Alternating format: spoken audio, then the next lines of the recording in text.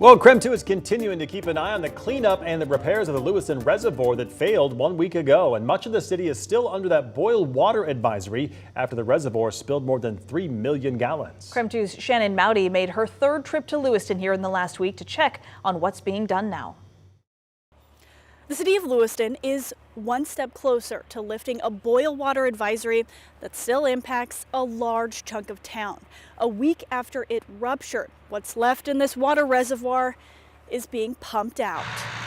The next phase in repairing Lewiston's ruptured reservoir is going down the drain.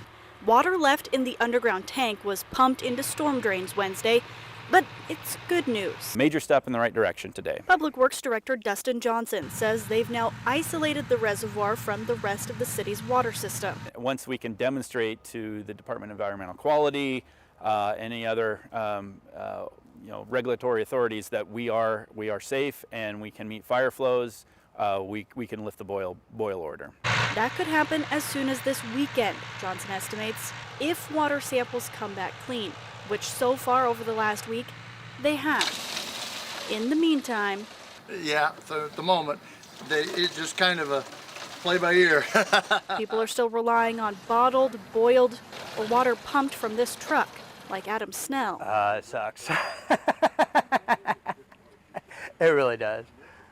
Yeah. But it's all good. I mean, we're making it. But boiling water sucks. Once that top priority of lifting the boil order is complete, the city's next task is figuring out how bad the damage to the reservoir is. If it's salvageable, if it's not salvageable, we're going to be looking at alternative source of water storage, which is, there was 4.5 million gallons in that reservoir. So for now, we can fix you up, no problem. Snell will tell you it still sucks. I know, right? But maybe not for long. Shannon Mowdy. I say we crawl, then we walk, then we run. We're still in the crawling stages. KREM 2 News.